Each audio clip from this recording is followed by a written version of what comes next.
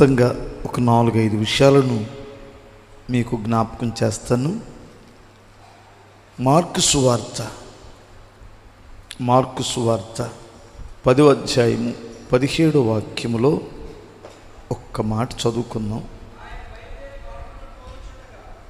ఆయన బయలుదేరి మార్గమును పోవుచుండగా ఒకడు పరిగెత్తుకుని వచ్చి ఆయన ఎదుట మోకాళ్ళుని, సద్బోధకుడా, నిత్యజీవమునకు వారసుడగుటకు నేనేమి చేయుదునని ఆయనను అడిగెను. చాలు. హల్లెలూయా. బ్రదర్ అందరూ వినండి. ఎవడు రాడు? ఆ కేకలేసే పిల్లోడు ఎవడు? మౌనంగా ఉండండి. ఇటెన్ జాగ్రత్త. ఇదిగో సంతోషంగా ఉండండి. హల్లెలూయా. 2 చేతులు ఎత్తి చెప్పగలరా? పెళ్ళికి వెళ్ళినప్పుడు ఎలా ఉంటారు? పెళ్ళికి వెళ్ళినప్పుడు మీ ముఖాలు అద్దంలో చూసుకోండి. మీరు షాపింగ్కి వెళ్ళినప్పుడు కూడా మీ ముఖాలు చూసుకోండి. ఒకసారి స్క్రీన్ ఈ సెల్ఫీ ఉంది కదా, సెల్ఫీలో ఒక ఫోటో తీసుకోండి. చర్చికి వచ్చినప్పుడు మీ ఫోటోలు తీయండి. ఏది బాగుంటుందో చూడండి. ఓకే, ఏది బాగుంటుంది అమ్మాయి? చెప్పండి. హల్లెలూయా. మీరు షాపింగ్కి వెళ్ళినప్పుడు చాలా కలకలలాడతారు. ఎందుకంటే ఏదో కొనుక్కొచ్చుకుంటామని, ఏదో వస్తుందని. పెళ్ళికి వెళ్ళినప్పుడు ఎవరెవరో కలుస్తారని ఎంతో సంతోషంగా ఉంటారు. మీరు అలా సంతోషించొద్దని నేను చెప్పను. హ్యాపీగా ఉండాలి. మీరు ఇంట్లో ఉన్నా బయట ఉన్నా సంతోషంగా ఉండాలి, ఎక్కడున్నా. కానీ దేవుని సన్నిధిలో విచారణ కలిగి ఉండకూడదు. ఓకే, దేవుని సన్నిధిలో బాగా సంతోషించాలి. మీరు ఎప్పుడైతే విశ్వాసాన్ని కోల్పోతారో మీరు సంతోషంగా ఉండలేరు. నిరీక్షణను కోల్పోతారో అప్పుడు ఎట్టి పరిస్థితుల్లో మీరు సంతోషంగా ఉండలేరు. మీ హృదయంలో ఒకవేళ మీకు అవసరం ఏదన్నా ఉంటే, కష్టాలు ఏదన్నా ఉంటే, నిరీక్షణ నీ హృదయంలో ఉంటే నువ్వు ఎప్పుడూ సంతోషంగా ఉంటావు. దేవుని మీద నమ్మకం ఉంటే ఎప్పుడూ సంతోషంగా ఉంటావు. ఇంకా చెప్పాలి అంటే నీ హృదయం ఆరోగ్యంగా కానీ ఉంటే, నీ హృదయం వ్యాధితో నింపబడకపోతే చాలా ఆరోగ్యంగా ఉంటావు. మీరు గమనిస్తే పొద్దున నేను ట్రైన్లో వస్తున్నప్పుడు ఒక డాక్టర్ గారు మాట్లాడుతున్నాడు. ఆరోగ్యంగా ఉన్నటువంటి వ్యక్తిని ఎలా గుర్తించగలం? ఆరోగ్యంగా ఉన్న వ్యక్తిని ఎలా గుర్తించగలం అంటే ఒక 6 గుర్తులు చెప్పాడు. ఒక గుర్తు మాత్రం నేను మీకు చెబుతాను. అదేమిటంటే మానసిక స్థితి బాగున్నటువంటి వారు చాలా ఆరోగ్యంగా ఉన్నట్లు అని చెప్పాడు. నాకు ఏ రోగము లేదు, థైరాయిడ్ లేదు, బీపీ లేదు, షుగర్ లేదు, ఏ దీర్ఘకాలిక వ్యాధులు లేవు అని నువ్వు అనుకుంటే అర్థమవుతుందా? అది ఆరోగ్యమే కాదన్నాడు. అది ఎంత మాత్రం ఆరోగ్యం కాదన్నాడు.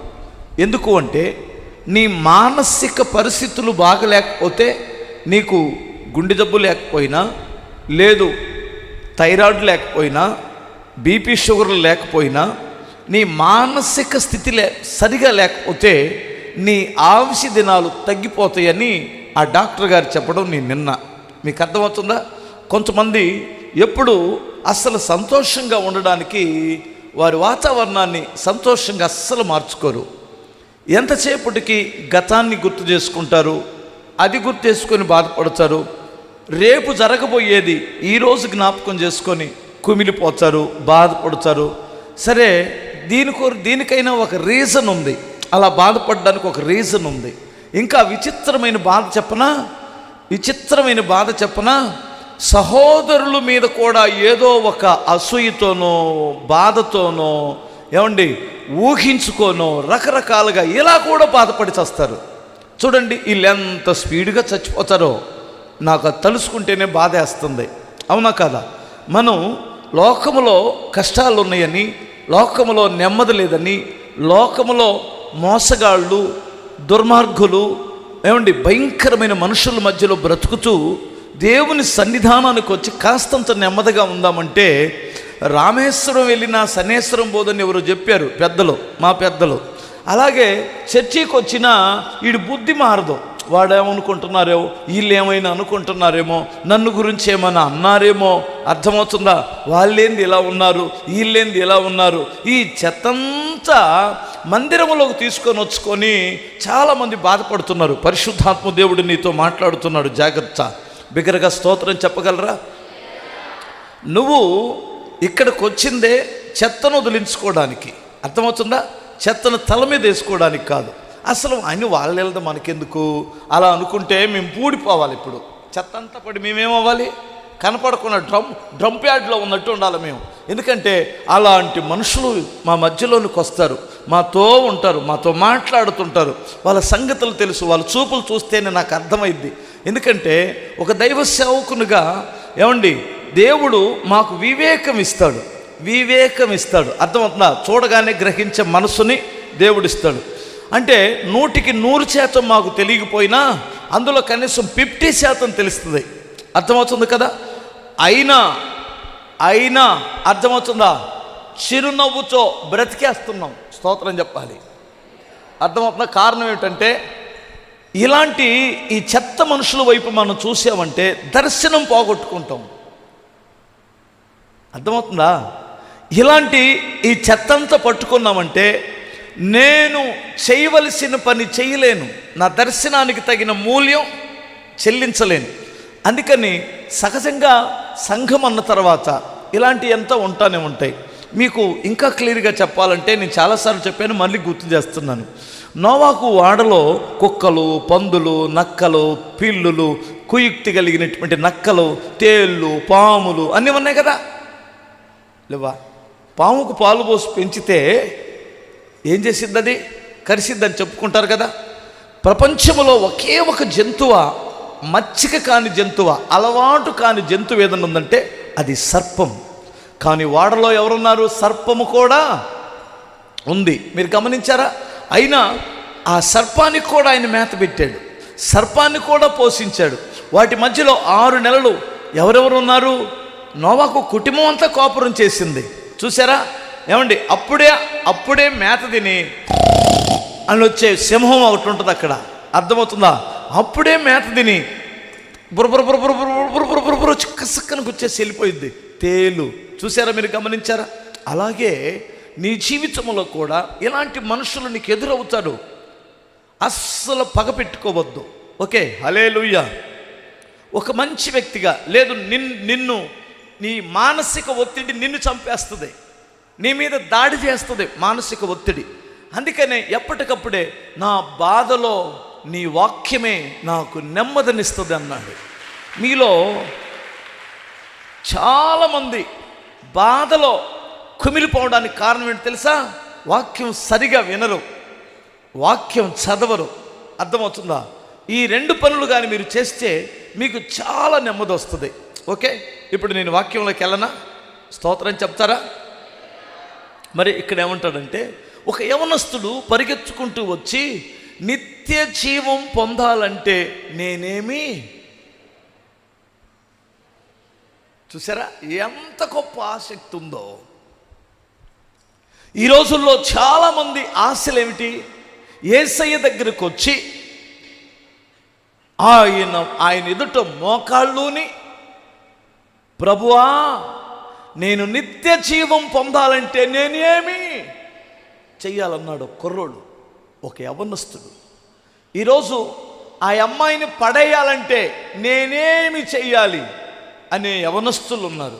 అవును కదా? ఆ అబ్బాయిని నేను వల్ల వేసుకోవడమా ఏమంటారా? వలేసుకోవడమేనా? ఆ అబ్బాయిని నేను ఎట్లో గట్ట ఆడి యొక్క ఏ కార్డులు ఉంటాయి, ఏం కార్డులు అయ్యి? క్రెడిట్ కార్డులా? హల్లెలూయా. మొన్న నీకు పనిచేసిందా వస్తున్నా? Credit card పనిచేసిందా?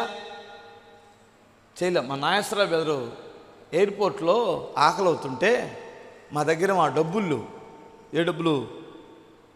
ఆదేశం డబ్బులు కార్డు ఉంది కదా అని మా వాళ్ళు డబ్బులు మార్చుకోకుండా వెళ్ళాం. వెళ్ళిన తర్వాత అక్కడికి వెళ్ళిన తర్వాత నాగేశ్వర బెదరే ఉన్నాడంటే క్రెడిట్ కార్డు పనిచేసిద్ది, ఒక గీకేమంటే లోపలికి వెళ్ళిన తర్వాత ₹1 భోజనం పెడతారన్నాడు. ఆడు ఇచ్చేటప్పుడు కమ్మన మాటలు చెబుతాడు, కానీ ఆడికి వెళ్ళిన తర్వాత పని చేయట్లేదని 34 వంకలు చెప్పాడు. మీకు అర్థమవుతుంది కదా.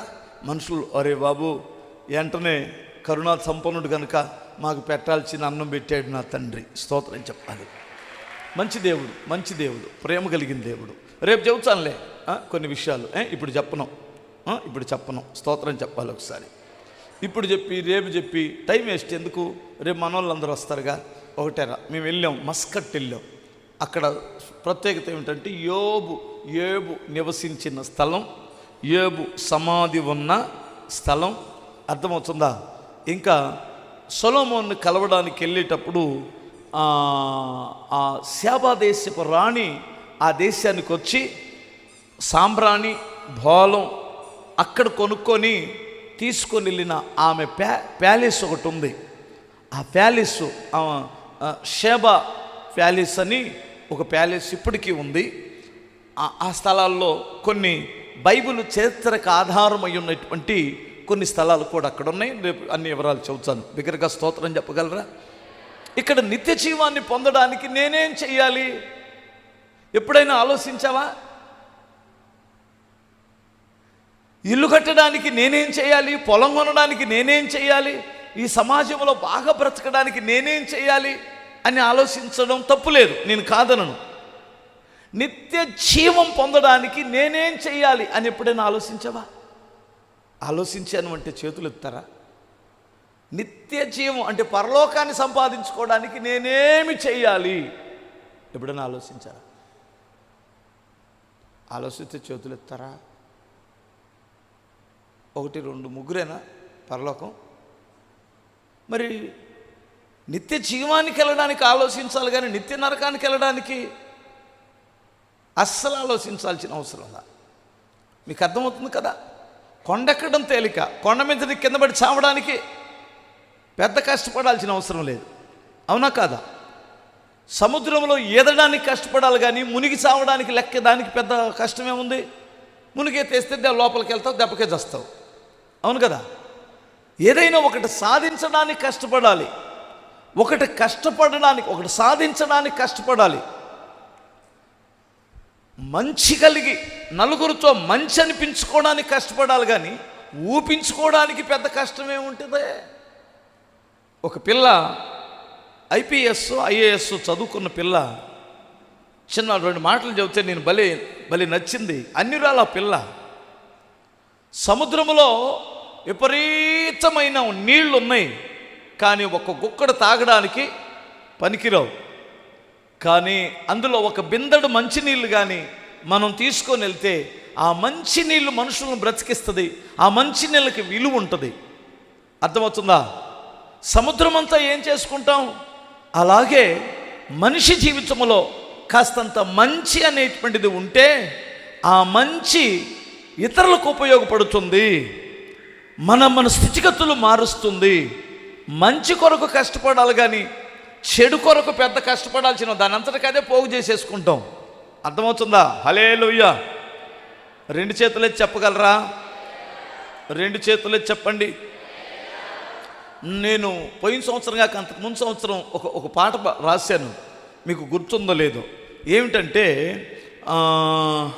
కలిమిలేమియందు నీ కృపను కాచుకొనగా నీ కృపయే సోపానమై బహుఖ్యాతిని కలిగించెను. లేమియందు నీ కృపను కాచుకొనగా. మనకి తక్కువ ఉన్నా కృపను బాగొట్టుకునే వాళ్ళు ఉన్నారు. దేవుడు ఏం చేశాడు మా జీవితాలకు, మా దరిద్రం బాగాలేదు అనే వాళ్ళు ఉన్నారు. కాస్తంతగానే వస్తే రెచ్చిపోయే వాళ్ళు ఉన్నారు. కాస్తంత కొంచెం కానీ హెచ్చించబడితే, కొంచెం కానీ నలుగురు కానీ నువ్వు మంచి అంటే, కొంచెం పర్వాలేదు అబ్బాయి అంటే ఆగడ కదా. హల్లెలూయా. మీకు ఇంకా చెప్తాను ఒక మాట. గాలిపటం ఎగిరే కొలది పైకి వెళ్ళిద్ది కదా. స్తోత్రం చెప్పాలి. గాలిపటం గాలిపటం గాలిపటం ఎవరి చేతిలో ఉంటుంది? ఆడించేవాడి చేతిలో ఉంటుంది. అది అటు ఇటు రెచ్చిపోకుండా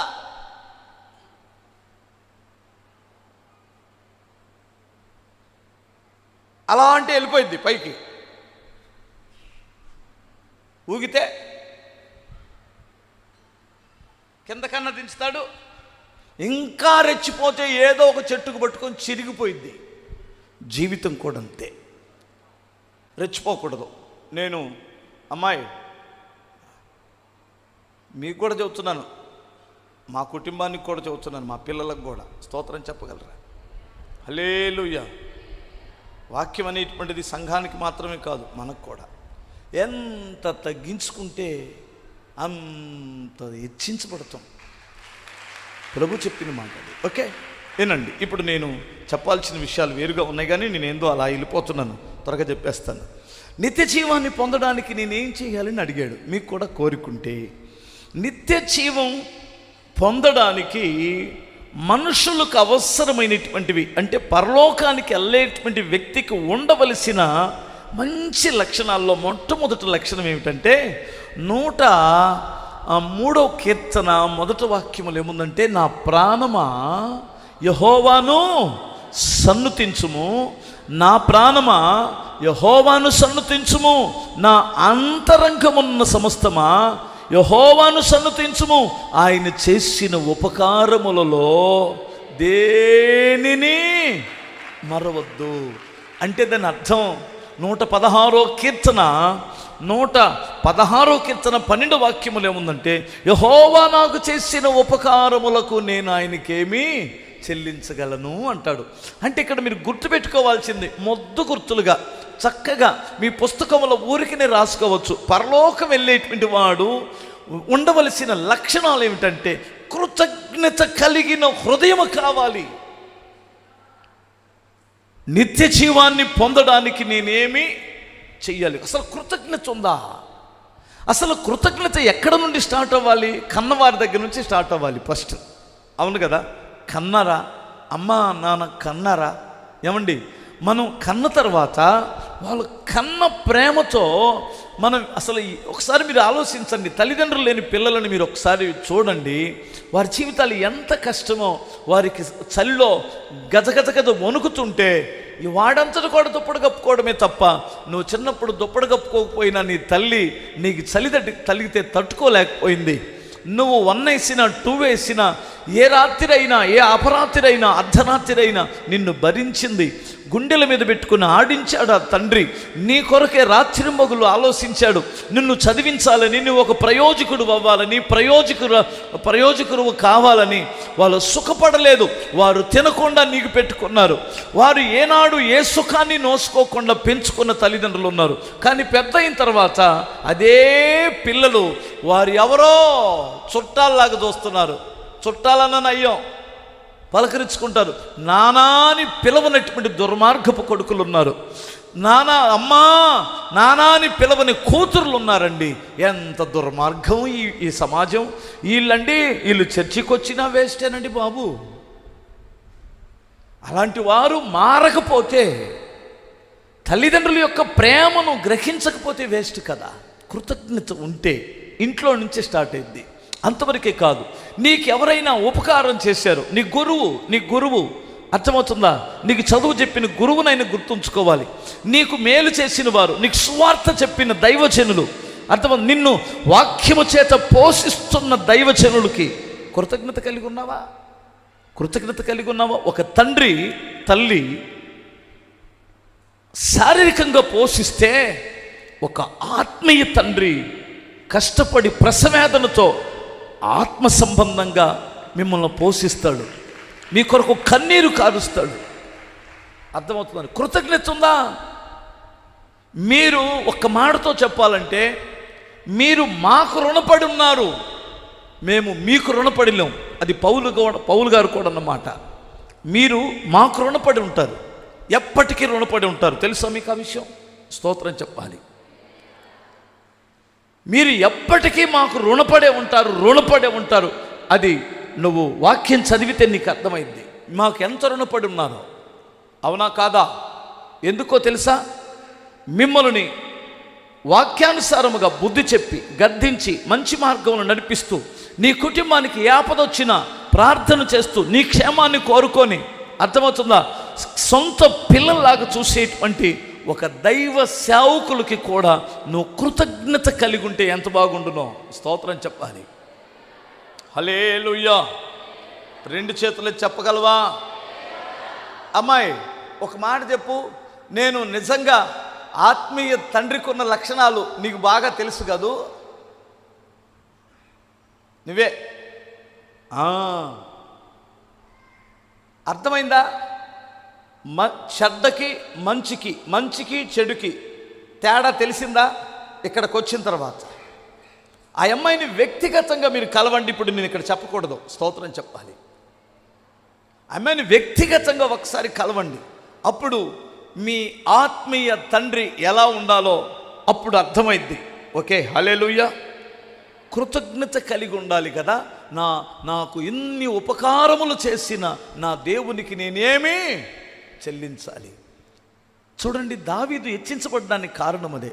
యోనాతానును బట్టి నేను ఉపకారము చేయడానికి సౌలు కుటుంబంలో ఎవడైనా మిగిలిన్నాడా అంటే మెఫీబోషెత్ అనే ఒక కుంటివాడు మిగిలిన్నాడు అన్నాడు. ఆ కుంటివాడిని పిలిపించి, నా కుమారుడా భయపడవద్దు, నా కొడుకుల్లో నువ్వు ఒకడివి. అర్థమవుతుందా?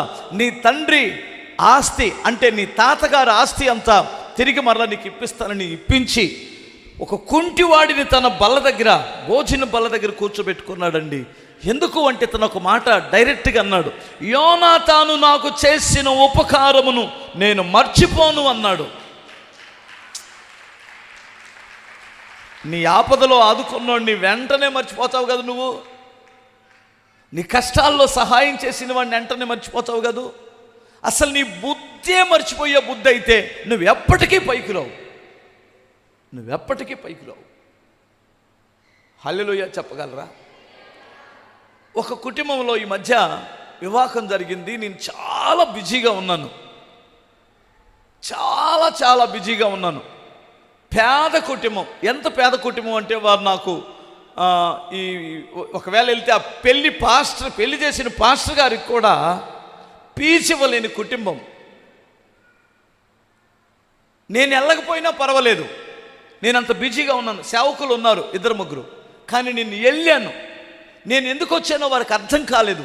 ఇదేంటి ఇంత చిన్న పెళ్ళికి ఈ రోడ్డు మీద ఒక చిన్న టెంట్ వేసి, ఒక చిన్న పెళ్ళి, ఒక పేదవారి పెళ్ళి, అంతా కలిసి 20 మంది కూడా లేరు అక్కడ పెళ్ళిలో.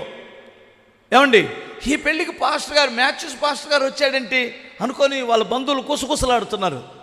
అన్ని చెల్లు పైపెచ్చు వాళ్ళు. నాకు మైక్ వచ్చిన తర్వాత ఒక్కటే మాట చెప్పాను, నేను ఎందుకు వచ్చానో చెప్పాను. స్తోత్రం చెప్పగలరా? నేను ఖాళీగా ఉండి కాదు వచ్చింది, ఈ ఇంటి మీద నాకు కృతజ్ఞత కలిగి ఉన్నాను. నాకు బాగా గుర్తు, ఆ రోజుల్లో ప్రతి శుక్రవారం అది 98, 99 ఆ 2 సంవత్సరాలు మా పాస్టర్ గారితో కలిసి వారి డాబా మీద ప్రార్థన పెట్టేవారు. అలా డాబా మీద ప్రార్థన పెడితే అప్పట్లో ఒక 20 మంది 30 మంది వచ్చేవారు. వాళ్ళందరూ వెళ్ళిపోయిన తర్వాత నాకు మా పాస్టర్ గారికి అనేక పర్యాయములు మాకు ఆ ఇంట్లో మేము భోజనం చేసిన గుర్తు నాకుంది. మీకు అర్థమవుతుందా? హల్లెలూయా. ఆ అబ్బాయి తండ్రి మొట్టమొదటి చర్చి ఇక్కడ కట్టేటప్పుడు ఇక్కడ పని చేశాడు, బేల్దారి పని. ఫ్రీగా డబ్బులు తీసుకొని కాదు. ఆయన ఆంధ్రి అనే ఈ చనిపోయిన అబ్బాయి, చనిపోయాడు ఈ పెళ్లి కొడుకు తండ్రి యోబని, అతను, వీళ్ళిద్దరు ఇక్కడ. నేను ఆ స్టార్టింగ్లో మేము బొచ్చులు అందిస్తుంటప్పుడు గమేళాలు వాళ్ళిద్దరు ఈ చర్చి కట్టారు, ఇక్కడే ఉండేది చర్చి. నేను ఇదంతా గుర్తు చేసుకొని నాకు ఎంత బిజీగా ఉన్నా ఈ కుటుంబాన్ని నేను మర్చిపోలేను అని వెళ్ళాను అక్కడికే. స్తోత్రం చెప్పాలి. ఎందుకంటే నేను అనేక సార్లు అన్నం తిన్నాను, ఆ ఇంట్లో అనేక సార్లు అన్నం తిన్నాను. నాకు విచిత్రమైన సంగతి ఏమిటంటే, మనం ఎన్నిసార్లు అన్నం తిన్నా ఆ అన్నం పెట్టినోడిని గుర్తుపెట్టుకోరు అసలు. అది విచిత్రమైన సంగతి. ఆ అన్నానికి కూడా వంకబెట్టి కృతజ్ఞత లేనటువంటి వారు ఉన్నారు. అందుకనే దావీదు పైకి రావడానికి, సౌలు పతనం అవడానికి కారణం అదే. సౌలు హృదయంలో కృతజ్ఞత ఉండదు, గుర్తుపెట్టుకోడు మేలు. పెట్టినాడు పెండ్లి, పెట్టని నాడు చావు కోరేటువంటి వాడు. మీకందరికీ నేను మనవి చేస్తున్నాను, నువ్వు నిత్య జీవానికి వెళ్ళాలన్నా, ఇక్కడ నీ సహోదరుల కంటే నువ్వు హెచ్చించబడాలన్నా నువ్వేం కలిగి ఉండాలి? హల్లెలూయా, కృతజ్ఞత కలిగి ఉండాలి. కృతజ్ఞత స్తుతులు చెప్పడం వేరు, కృతజ్ఞత కలిగి బ్రతకడం వేరు. స్తోత్రం చెప్పగలరా? హల్లెలూయా. కృతజ్ఞత కలిగి ఉండాలి, కృతజ్ఞత స్తుతులు చెప్పడం వేరు, కృతజ్ఞత కలిగి బ్రతకడం వేరు. స్తోత్రం చెప్పగలరా? హల్లెలూయా.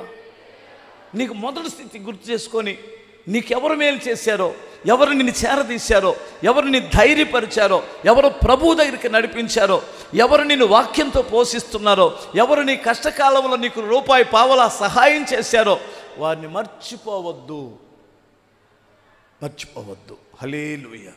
అది నిత్య జీవానికి వెళ్ళే వారి స్వభావం, మర్చిపోని స్వభావం. ఫస్ట్. రెండో విషయం మీకు జ్ఞాపకం చేస్తాను.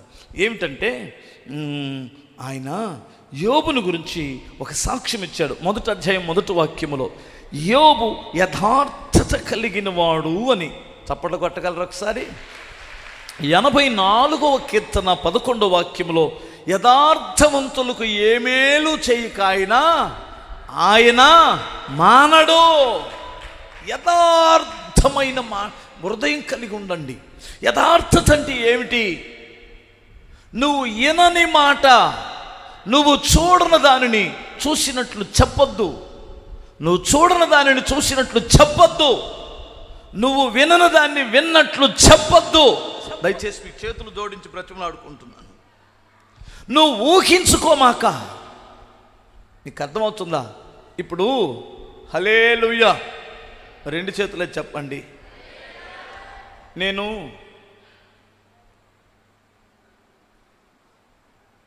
మనం చూసినవన్నీ నిజాలు కాదు, తెలుసా మీకు?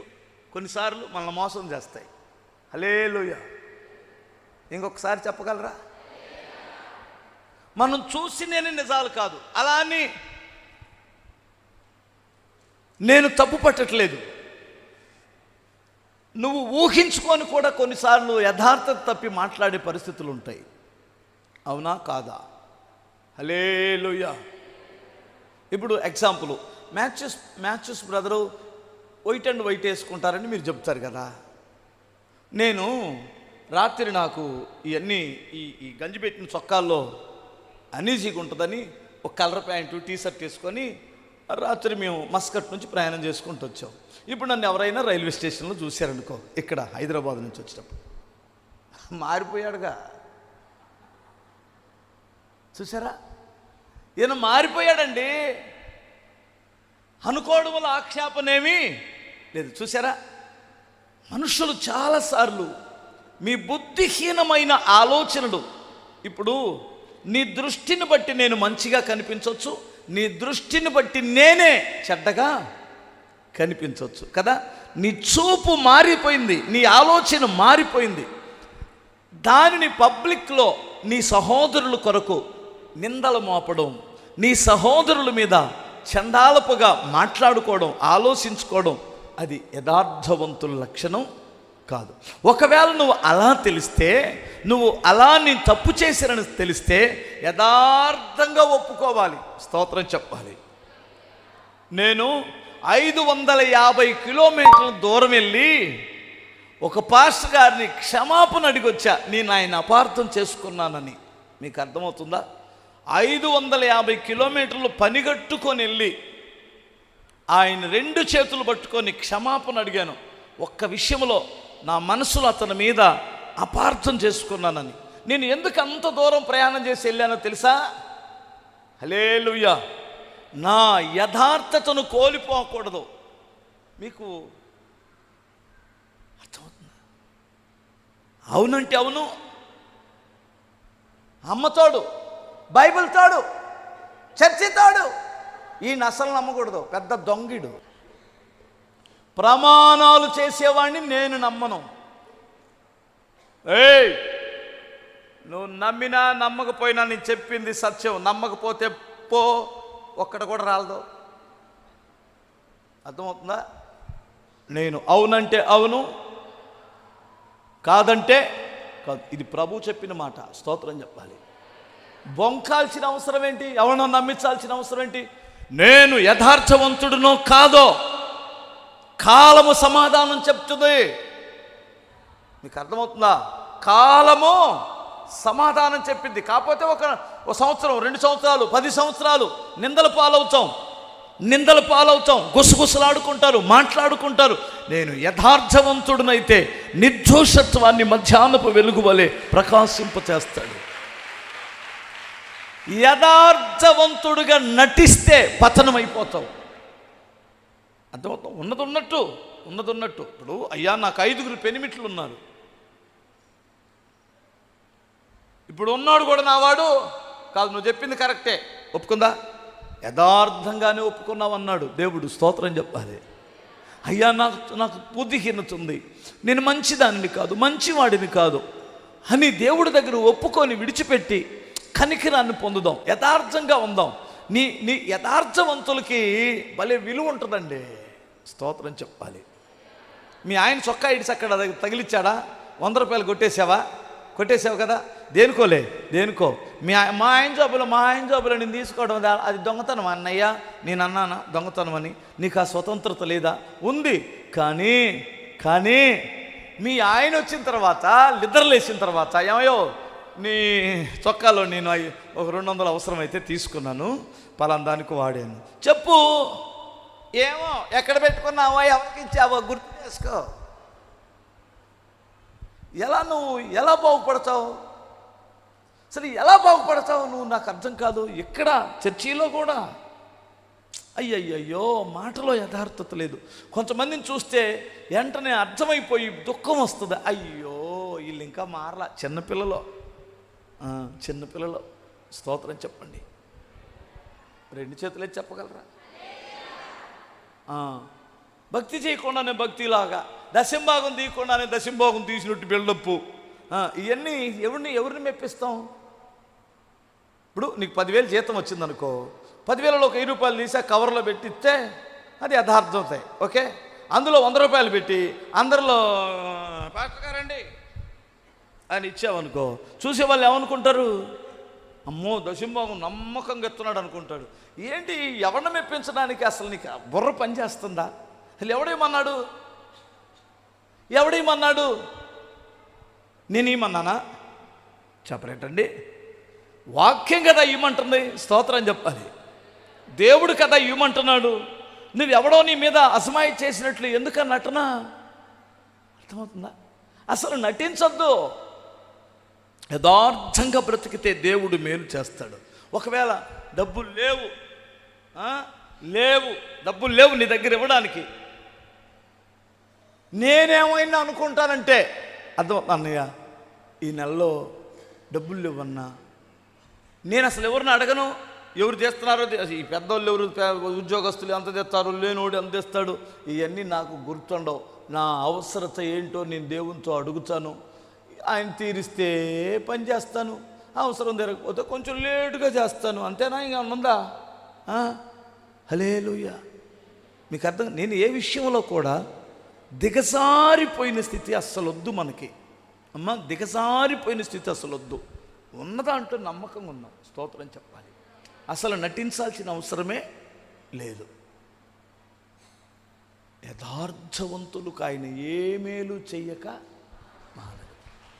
యథార్థత అంటే మనోళ్ళు ఏమనుకుంటున్నారంటే, ఎవరైనా ఒకళ్ళయారా వాళ్ళ కష్టంలో ఉన్నప్పుడు చెప్పుకుంటే, నేను అసలు యథార్థంగా కుండబద్దలు కొట్టినట్టు కొడతాను, అది యథార్థత అని ఎవరన్నారు? చిచ్చి, బుద్ధిహీనత అది. నీ సహోదరి కష్టాల్లో ఉండి ఏదో నీకు ఆమె రహస్య బాధ చెప్పిందనుకో, అది కొంపలమ్మడి తిరిగి చెప్పడం యథార్థత అని ఎవరన్నారు? అర్థమవుతుందా? వాళ్ళ సంగతి దాయాలి కదా, ఆ కడుపులో పెట్టుకోవాలి కదా. నీ బిడ్డ ఏదైనా తప్పు చేస్తే, నీతో ఏదైనా తప్పు చెప్తే మా అమ్మాయి ఇది చేసింది అమ్మాయి అని ఊరందరికి చెబుతావా? దాన్ని మాత్రం కడుపులో కాదు పాతాళంలో దాస్తావు. దాన్ని పాతాళంలో దాస్తావు. పరులదు మాత్రం పబ్లిక్లో పెడతావు, ఆకాశములు చూపిస్తావు. ఇది యథార్థవంతులకి వాళ్ళ లక్షణాలు కానే కాదు. అమ్మ అర్థమవుతుందా? స్తోత్రం చెప్పగలరా? హల్లెలూయా. 2 చేతులు చెప్పు. ఇంకా చెప్పుకుంటూ వెళ్తే యథార్థవంతుల లక్షణాలు బోల్డ్ అని ఉంటాయి. ఇప్పుడు నేను చెప్పాను, కృతజ్ఞత కలిగి ఉండండి. 2 యథార్థత కలిగి ఉండండి. నిత్య జీవానికి వెళ్ళేవాడి లక్షణాలు అవన్నీ. ఒక్క మాట చెప్తారా? ప్రకటన గ్రంథంలో 2వ అధ్యాయం 10వ వాక్యంలో అంతము వరకు చూడు. ప్రకటన గ్రంథం 2:10లో ఇదిగో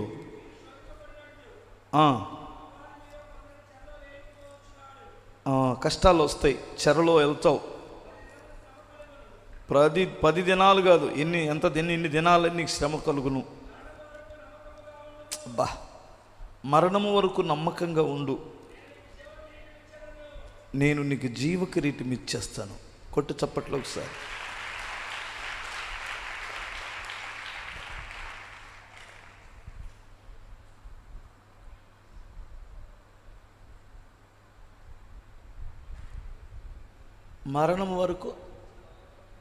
మరణము వరకు నమ్మకంగా ఉండు.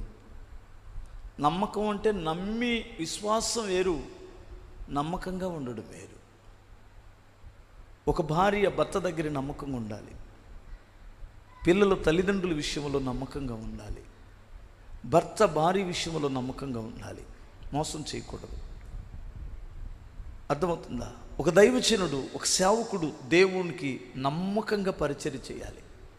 ఆయన ఇచ్చే డబ్బు విషయంలో, ఆయన అప్పగించిన ఆత్మల విషయంలో, నాకు అప్పగించిన భారం బాధ్యత విషయంలో నమ్మకంగా ఉండాలి. నమ్మకమైన వారికి మెండైన దీవెనలు ఇస్తానని దేవుడు మాటిచ్చాడు. నువ్వు నమ్మకత్వం కలిగి ఉంటే నిత్య జీవానికి వెళ్తావు.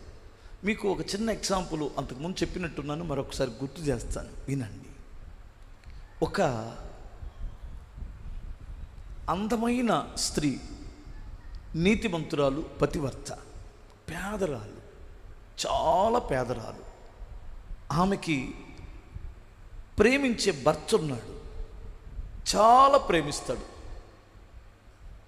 ఆస్తి విషయంలో పేదవాడే కానీ ప్రేమ విషయంలో పేదవాడు కాదు ఆ భర్త. గమనించాలి.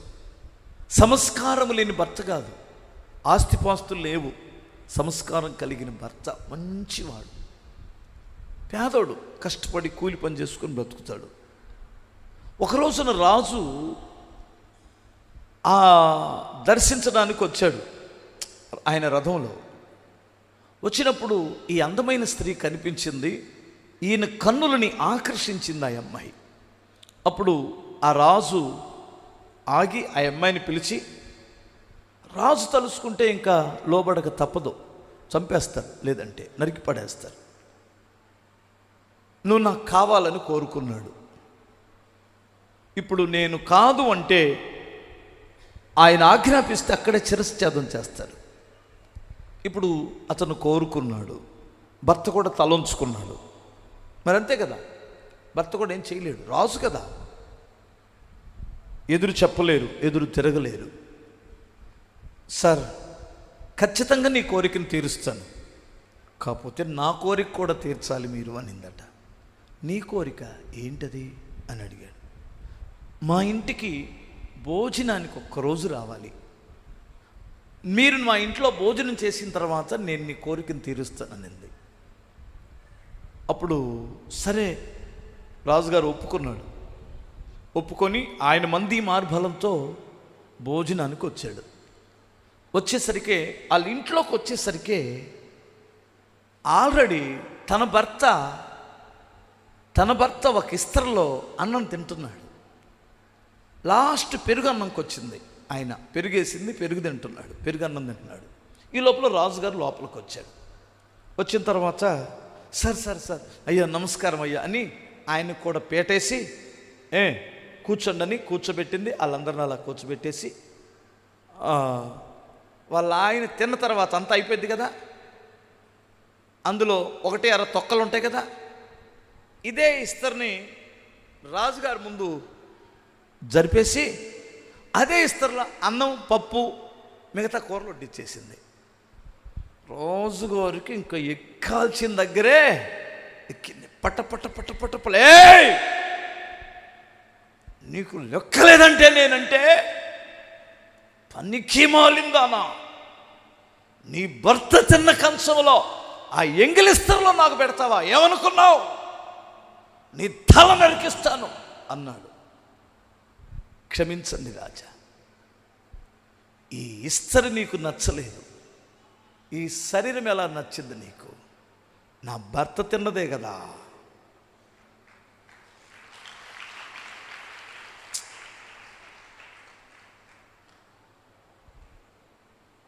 ఏంటి నమ్మకత్వం, ఏంటి నమ్మకత్వం? ఒక్కసారి కానీ రాజుకు లోబడితే అంతఃపురంలోకి తీసుకెళ్తాడు. కుక్క కనా పోరా పేదోడా అని అనొచ్చు కదా. ఆమె అందాన్ని క్యాష్ చేసుకోవచ్చు, ఆమె అందం అంతఃపురంలోనికి వెళ్ళే స్థితికి వెళ్ళొచ్చు. ఏంటి నమ్మకత్వం? వెంటనే రాజు తలదించుకొని సిగ్గుపడిపోయి అక్కడ నుండి వెళ్ళిపోయాడట. నమ్మకత్వం దేవుడికి ఒక దైవజనుడు కావచ్చు, విశ్వాసులు కావచ్చు, మీ కుటుంబంలో కావచ్చు, సంఘములో కావచ్చు, నీకు అప్పగించిన పనిలో కావచ్చు. నీకు ఒక పని అప్పగిస్తే, ఇప్పుడు యోసేపుని దేవుడు ఎందుకు అంత హెచ్చించాడు అనుకున్నారు? భలే నమ్మకస్తులు. చిన్నప్పుడు గొర్రెల దగ్గరికి వెళ్తే అక్కడ నమ్మకంగా ఉంటాడు. పోతీఫర్ ఇంట్లో ఉంటే చాకిరి గొడ్డు చాకిరి చేస్తాడు, అక్కడ నమ్మకంగా ఉంటాడు. అందుకని ఆ ఇంటి గృహ నిర్వాహకత్వాన్ని అప్పగించాడు. అతడు జైల్లో ఉంటే నమ్మకంగా ఉంటాడు, జైల్లో కూడా నమ్మకస్తుడే, దేశానికి నమ్మకస్తుడుగా ఉన్నాడు. అందుకని అంచెలంచెలుగా దేవుడు హెచ్చించాడు అతన్ని. మీరు నమ్మకంగా ఉండండి, మెండైన దీవెనలు వస్తాయి. దానితో పాటు ఏమొస్తుంది చెప్పండి? నిత్య జీవం. హల్లెలూయా. ఇప్పుడు ఎన్ని విషయాలు చెప్పాను నేను? పరలోక రాజ్యానికి వెళ్ళే వాళ్ళ లక్షణాలు అంటే ఫస్ట్ ఏంటది? కృతజ్ఞత. 2 యథార్థమైన హృదయం. 3 నమ్మకమైన హృదయం, నమ్మకస్తులుగా బ్రతకాలి. 4 ఇదే ప్రకటన గ్రంథంలో 2వ అధ్యాయము 1 నుండి చదివితే ఒక సంగతి ఉంటుంది అక్కడ. ఏమిటంటే, ఎఫెసులో ఉన్న సంఘపు దూతకి ఇలాగు చెప్పు రాయుము, 7 నక్షత్రములు తన కుడి చేతి పట్టుకొని 7 దీపస్తంభముల మధ్య సంచరించువాడు చెప్పు సంగతులు ఏవనగా, నీ క్రియలను, నీ కష్టమును, నీ సహనమును నేను ఎరుగుదును. నీవు దుష్టులను సహింపలేదనియు అపోస్తులు కాకయే తాము అపోస్తులమని చెప్పుకుని వారిని పరీక్షించి వారు అబద్ధీకులను నీవు కనుగొంటివనియు నీవు సహనము కలిగి నా నామము భారము భరించి అలయలేదనియు నేను ఎరుగుదును. అయినను మొదట నీకుండిన ప్రేమను నీవు వదిలితివని నేను నీ మీద తప్పు ఒకటి మోపవలసి ఉన్నది. నీవే స్థితిలో నుండి పడితివో అది జ్ఞాపకము చేసుకొని మారు మనసు పొంది ఆ మొదటి క్రియలను చేయుము. అట్లు చేసి నీవు మారు మనసు పొందితేనే సరి, లేని ఎడల నేను నీ వద్దకొచ్చి నీ దీపస్తంభమును దాని చోట నుండి తీసివేత్తును. చీకటైపోయింది నీ బ్రతుకు, అంధకారం అయిపోయింది. నువ్వు చాలా మంచివాడివి, చాలా మంచిదానివి, ఎన్ని మంచి లక్షణాలు ఉన్నాయో చూడండి. నీ క్రియలు ఎరుగుదును, నీ కష్టం నాకు తెలుసు, నీ సహనము నాకు తెలుసు, నువ్వు దుష్టులను సహించలేవు అది నాకు తెలుసు. అపోస్తులు కాకే అపోస్తులమని డంబాలు చెప్పుకునే వారిని ఎండగట్టే మనసు నీకుంది. నీ సహనము కలుగు. నిన్ను నా నామము నిమిత్తం ఎన్నో భరించావు, నిందలు భరించావు, కష్టాలు భరించావు, తిట్లు భరించావు, మంచిదానివి, మంచివాడివి. కానీ నీ మీద తప్పు ఒకటి మోపాల్సి వస్తుంది. ఆ మొదటున్న ప్రేమ నీలో పోయింది, మొదటున్న ఆసక్తి నీలో పోయింది. నా మీద నీకు ఆ మొదట ఎంత ప్రేమ కలిగి ఉండేదానివి, ఎంత ప్రేమ కలిగి ఉండేటువంటి వాడివి, ఎంత ప్రేమ కలిగి పరిచర్య చేసేవాడివి, ఎంత ప్రేమ కలిగి మాట్లాడేవాడివి, ఆ మొదట ఉన్నది ఏమైంది? ప్రకటన గ్రంథంలో సంఘముతో దేవుడు మాట్లాడుతున్నాడు. ఆ మొదట ప్రేమను నువ్వు వదిలిపెట్టావు. అందుకని నువ్వు మారు మనసు పొందకపోతే అసలు నీ దీపాన్నే తీసేస్తా, నీ దీపాన్నే తీసేస్తా. ఇక్కడ వ్యక్తిగతంగా ఆలోచిస్తే నరుని ఆత్మ యెహోవా పెట్టిన దీపము అన్నాడు. మీకు అర్థమవుతుందా? ఆ దీపం పోతే మన బ్రతుకేముంది? ఇంకేమన్నా ఉందా? ఆ దీపం యెహోవా పెట్టిన దీపం ఆరిపోతే మనం చచ్చిపోయినట్టే కదా. కాదండి, ఒకసారి మీరు ఆలోచించండి. క్రీస్తు అనే దీపం అనుకో, ఆ వెలుగు అనుకుందాం. ఆ వెలుగు లేకపోతే అంధకారమే కదా మన బ్రతుకు. మన జీవితంలో ఇంకెక్కడున్నాయి? ఆ మొదటి ప్రేమ ఏమైంది నీలో? ఏం మార్పు వచ్చింది? ఎందుకు అలా అయ్యావు? ఏం సాధించావని ఎందుకు అలా అయిపోయావు? ఎంత పెద్ద సీనియర్వా నువ్వు? హనోకు 300 సంవత్సరాలు దేవునితో నడిస్తే ఆయన మొదటి ప్రేమ పోలేదే. అబ్రహాము అన్ని సంవత్సరాలు ప్రభుతో నడిస్తే ఆయన మొదటి ప్రేమ పోలేదే. ఏమండి, నోవాకు అన్ని సంవత్సరాలు ప్రభుతో ఉండి ఓడగడితే ఆయన మొదటి ప్రేమ పోలేదే. ఎందుకు అలా అయిపోయావు? ఒకసారి ఆలోచించండి. ఏం సాధించావు? ఎవరిని చూసి నేర్చుకుంటున్నావు? పడిపోయినటువంటి వారిని చూసి నేర్చుకుంటున్నావు. పడిపోయిన వారి మాటలే వింటావు. పడిపోయినటువంటి మాటలే పొద్దుగుకులు ఇని పడిపోతావు. ఈ పడిపోయిన మనిషి ఎప్పుడైనా చూడండి, ఎవరి గురించి మంచి చెప్పదు. తాగుబోతుల గురించి మాట్లాడతాడు. వాళ్ళు తాగలేదా, వీళ్ళు తాగలేదా, అసలు కడుపు జబ్బు కొరకు కొంచెం తాగొచ్చంట. వ్యభిచారం చేసేటువంటి వాడు పొద్దుగోకులు దావీదంటితే పాపం చేయలేదా, దావీదు కంటే మనం గొప్ప నీతిమంతులమా? అబ్బాయి అర్థమైందా? హల్లెలూయా. చూడండి, పరిచర్య చేయనటువంటి వాడు ఏం చేస్తాడంటే, వీళ్ళు ఇంతే చెబుతుంటారా పరిచర్య, ఎవడు చేశాడు పరిచర్య, ఇక్కడ చర్చిలో వాడు చేశాడా, వీడు చేశాడా, ఆడు చేశాడా, ఇదే చెత్త కపురం చెప్తుంటాడు. చూడండి, మీరు గమనిస్తే ఈ మొదటున్న ఆసక్తిని నువ్వు కోల్పోతే జీవితాన్ని కోల్పోతావు. జాగ్రత్త. హల్లెలూయా చెప్పగలరా? 2 చేతులే చెప్పండి ఒకసారి, ఇంకోసారి చెప్పాలి. నాకు కొంతమందిని చూస్తే చాలా చాలా చాలా చాలా చాలా చాలా ఆశ్చర్యం వేస్తుంది. వాళ్ళ కళ్ళ ముందు ఒకప్పుడు ఓ చిన్న నష్టం జరిగితే చర్చిలో వాళ్ళకి నష్టం జరిగినట్టు ఫీల్ అయ్యేవాళ్ళు. వాళ్ళ ఇంట్లో నష్టం జరిగినట్టు, అమ్మో బాబోయ్ అనేవాళ్ళు. ఇప్పుడు వాళ్ళకి చీమ కుట్టినట్టు కూడా కనపడట్లేదు. అంటే మొదటున్న బాధ్యత ఏమైంది? అసలు లేదు. నేను ఒకటే బ్రదరు, ఒకసారి మీరు వినండి, పరిచారకులు జాగ్రత్తగా వినండి ఈ విషయంలో. అస్సలు దేవుని సంఘానికి నష్టం నీ చేత కాదు, మీ తాతగారు వచ్చినా కానీ నువ్వు చేయలేడు. ఎందుకంటే ఇదొక బలమైన, ఇది పెద్ద కొండ లాంటిది. స్తోత్రం చెప్పాలి. మీకు అర్థమవుతుంది. నేను ఎప్పుడు చెబుతూ ఉంటాను మీకు, ఓ పెద్ద రోడ్డు దొక్కిద్దే రోలరు. ఆ లోలర్ ఇలా వస్తుంటుంది కదా, రోడ్డు దొక్కుంటూ ఆయన్ని చీమలు బాములు ఉంటే పక్క వెళ్ళిపోవాలా. అలా కాకుండా ఆ మూలను కూర్చొని, ఇప్పుడే ఉంది, మనం కానీ ఆగామనుకో, మనం కానీ చేయలేదనుకో, నేను కానీ లేననుకో అన్నాం అనుకో, స్లోగా వచ్చి కసక్కని దొక్కేసి.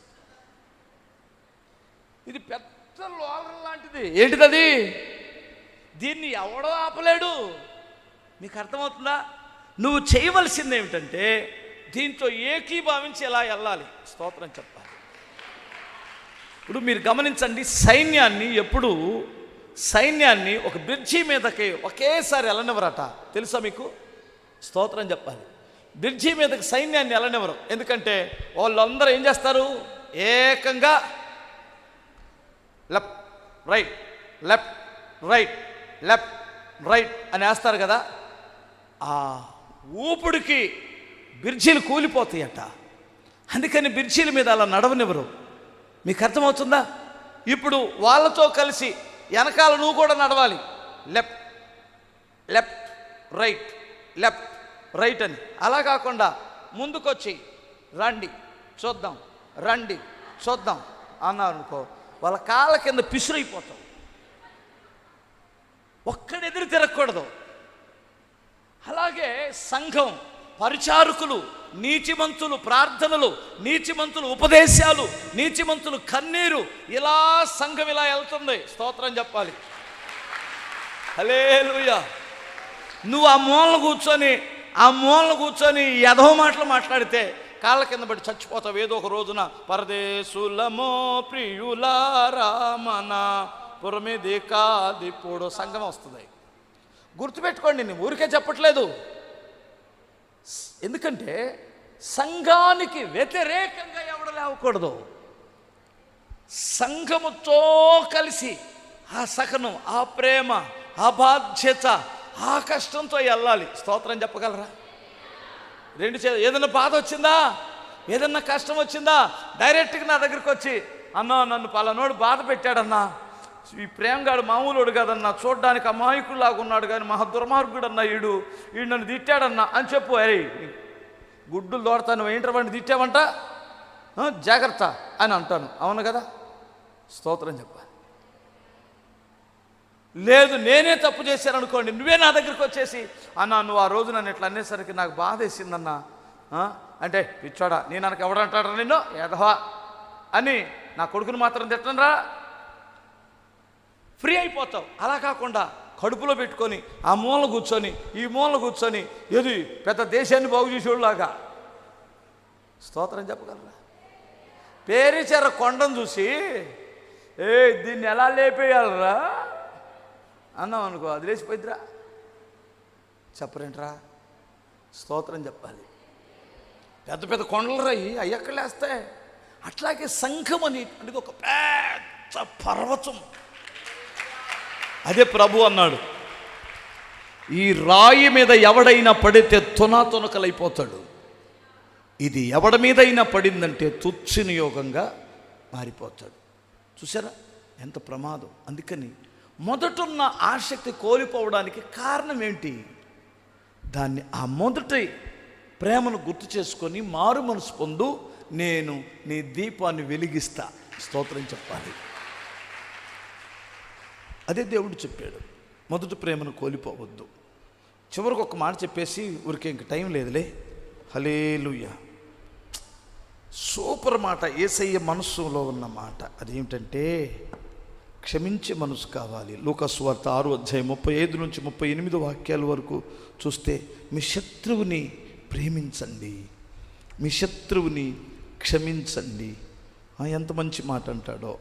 వాళ్ళకి అవసరమైతే వారిని ప్రేమించండి, మేలు చేయండి, అప్పు కూడా ఇవ్వండి అవసరమైతే, అప్పుడు మీ ఫలము గొప్పదయ్యుండును, మీరు సర్వోన్నతుని కుమారులయ్యుందురు. ఆయన కృతజ్ఞత లేని వారి ఎడల, దుష్టుల ఎడల ఉపకారి అయి ఉన్నాడు. ఇది దేవుని మనసు. మీరు ప్రేమ కలిగి ఉండండి. నేను చాలాసార్లు, ప్రభువా ఎవరైనా నాకు బాధ కలిగిస్తే నా శత్రువులనే క్షమించమంటే, నా సహోదరులను క్షమించలేకపోతే ఎంతకంటే నీచమైన కఠినమైన మనసు ఇంకొకటి ఉంటుందా? స్తోత్రం చెప్పాలి. నా సహోదరులు, నా ప్రభు రక్తం చేత కడగబడిన నా బిడ్డల్ని నేను క్షమించుకోలేనంత దుర్మార్గుడినా, క్షమించలేనంత పాపిష్టి వాడినా, అయ్యో ఆ మనసు నాకు దూరం చేయండి. లేదంటే అసలు సహించలేం. ఒకడు చేసే పిచ్చి పనులకి ఏమండి, సేవకులు కావచ్చు, విశ్వాసులు కావచ్చు, సహోదరులు కావచ్చు, మనం పరిపూర్ణులమేం కాదు, ఏదో ఒక తప్పు చేస్తాం. కానీ క్షమించిన దగ్గర దేవుని ఆత్మ పని చేస్తూ ఉంటుంది. మీకు తెలుసా విషయం? ఇంట్లో క్షమించుకోండి, కుటుంబంలో, సంఘంలో ఒకరినొకరు క్షమించుకోండి. అదే పొద్దుగూకులు భూతద్దంలో పెట్టి చూడకండి. గుర్తుపెట్టుకోవడానికి మెసేజ్ ఒక ఫైల్ ఓపెన్ చేసి ఆ ఫైల్లో రాసి పెట్టుకోండి. అర్థమవుతుంది. వాక్యం రాసి పెట్టుకోమంటే ఎలాంటివి రాసుకుంటారా? జీవనగాడు నాకు ఫలానా కీడు చేశాడు, అని రాసుకుంటే ఏం ఉరిగిద్దిరా దరిద్రం అయ్యంటారా డైరీలో రాస్తారు. ఈరోజు 28వ తేదీ మ్యాచెస్ అన్న ఏం వాక్యం చెప్పాడని రాసుకుంటారా బాగుపడతారు. అది కాకుండా ఇంకొకటి కూడా రాసుకోవచ్చు, బాలాజీ నాకు ఎంత ఉపకారం చేశాడు అని కూడా రాసుకుంటారా డైరీలో పక్కన. స్తోత్రం చెప్పగలరా? బాలాజీకి జ్వరం వస్తే ఆ పక్కనే ఒకడు నూనె తీసుకొని వచ్చి నాకు సిలువ గుర్తులేశాడు, పెద్ద సురేష్ అన్న వచ్చి ప్రార్థన మోకరించి కన్నీళ్లతో ప్రార్థన చేసి నాకు సిలువ గుర్తులేసి వెళ్ళాడని రాసుకోరా. చేస్తాడు కదా అబ్బాయి అట్లాగా. స్తోత్రం చెప్పగలరా? చేసుకుంటారా అలాగూ? మోకరించి ఎవరికైనా జ్వరం వస్తే, ఎవరికైనా తలనొప్పి వచ్చే మోకరించి ప్రార్థన చేస్తారు. ఆగా డోలో 650 తెస్తా నాకు. పిశాసులు రా. మెర్సమ్మ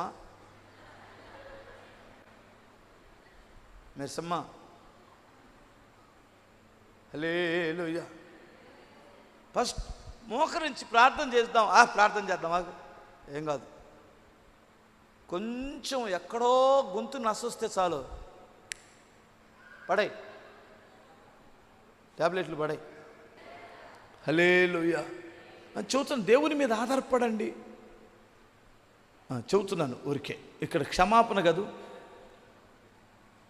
అమ్మాయి యవనస్తులైనా పెద్దవారైనా మీకు పగస్తులు ఎవరో? కోపం రావద్దని నేను చెప్పను. కోపం లేనిటువంటి వాడు పిచ్చోడు ఒకడు, కోమాలో ఉన్నాడు చచ్చినోడికి. వీళ్ళతో కోపం రాదు కదా. చచ్చినోడు కోపం వచ్చిందంటారా? బతుకుంటే ఏమొస్తుంది? కోపం వస్తుంది. కానీ ఎప్పుడు రావాలి కోపం? కోపానికి రీజన్ ఉండాలి. ఓకే, కోపానికి ఏముండాలి? యేసుప్రభు కోపం వచ్చింది. దేవాలయం పాడవుతున్నప్పుడు కోపం వచ్చింది. పగ పెట్టుకోలేదు, ద్వేషం పెట్టుకోలేదు. పాడైపోతున్నప్పుడు కోపం రావాలి. కొంతమందికి వాడి కళ్ళ ముందు ఎంత పాడైనా కోపం రాదు. వాడికి చిన్న దెబ్బ తగిలితే, చిన్న నష్టం తగిలితే అగ్గి మీద గుగ్గిలం అయిపోతాడు. దేవుని ఆలయం పాడవుతున్నప్పుడు, సేవ పాడవుతున్నప్పుడు కోప్పడలను తప్పులేదు. ఆ కోపం కూడా ఎప్పటి వరకు ఉండాలంటే, ఉదయం వస్తే సూర్యుడు అస్తమించే లోపే పోవాలి, రాత్రికి వస్తే సూర్యుడు ఉదయించే లోపే వెళ్ళిపోవాలి. పగబెట్టుకొని కక్ష సాధింపులు దరిద్రం, శాపం. అది నీ హృదయంలో పగున్నంత కాలం సాతానుడు నిన్ను విడిచిపెట్టడం. వాడికి దానా పెట్టినట్టే. నీ హృదయంలో పగుంటే వాడికి ఏం పెట్టినట్టు? పందికి నూక పోసినట్టే, పాముకి పాలు పోసినట్టే. ఎప్పుడు? హృదయంలో పగున్నప్పుడు. ఆ పగ ఎప్పుడైతే పోయిద్దో, మేత లేకపోతే పాము అక్కడ ఉంటుందా?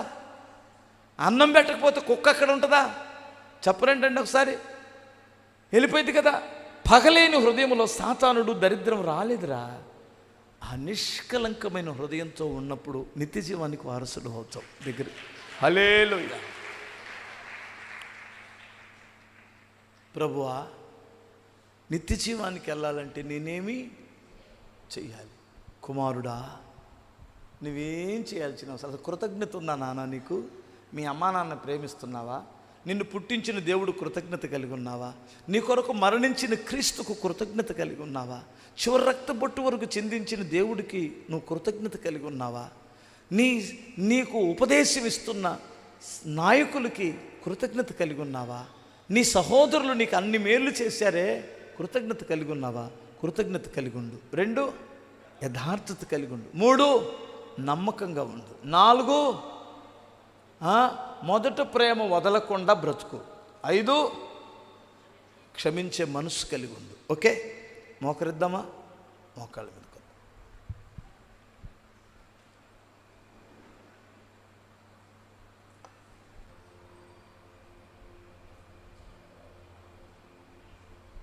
పరిశుద్ధుడ, ప్రేమ కలిగిన మా తండ్రి, మీ కొందనాలు నాయన. యేసయ్యా, ఇంతవరకు మీరు మాతో మాట్లాడిన ప్రతి మాటను బట్టి స్తోత్రం.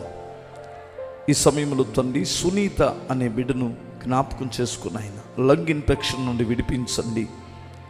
ఆమె జాబులో ఉంటుండగా తండ్రి, ఆమె సంపూర్ణంగా కోలుకునేంత వరకు ఆమెకు సెలవులిచ్చి జాబుకి ఎలాంటి ఇబ్బంది లేకుండా బ్రతికించి స్వస్థత ఇచ్చి అన్ని మేలులు చేయండి తండ్రి. చేరి వచ్చిన ప్రతి బిడ్డ మీద మీ ఆత్మను కుమ్మరించండి తండ్రి. మమ్మల్ని ఆధ్యాత్మికంగా బలపరుచు నాయన. ప్రార్థనలోను వాక్యములోను అయ్యా క్రీస్తులో మేము బలము నొందిన వారమై బ్రతుకున్నట్లు రోషము కలిగిన భక్తి చేయడానికి సహాయం చేయండి అయ్యా. ప్రార్థనలో పట్టుదల దయచేయండి నాయన. భక్తిలో మాకు పట్టుదల దయచేయండి. మొదటున్న ప్రేమను దయచేయండి, కృతజ్ఞత దయచేయండి. యథార్థవంతులుగా నీతివంతులుగా బ్రతకనివ్వండి యేసయ్యా. ఈ రాత్రి నీ సన్నిధానానికి వచ్చిన బిడ్డలందరినీ సిద్ధపరచండి. వారి కష్టము, కన్నీరు, వేదన, వారి శోధనలన్నీ తొలగించి ఆధ్యాత్మికమైన శిఖరాలకు ఎక్కించి బలపరిచి కృపచూపమని యేసుక్రీస్తు శక్తి కలిగిన నామములో అడుగుచున్నాను తండ్రి, ఆమేన్. మన తండ్రి అయిన దేవుని ప్రేమ, కుమారుడైన యేసు ప్రభు వారి కృప, పరిశుద్ధాత్మ దేవుని అన్యోన్య సహవాసము చేరువన మనకును సకల పరిశుద్ధులకి ఆయన సన్నిధి సదాకాలము తోడయ్యుండి కాపాడునుగాక. ఆమేన్. అందరికీ వందనాలు బ్రదర్, వందనాలమ్మ.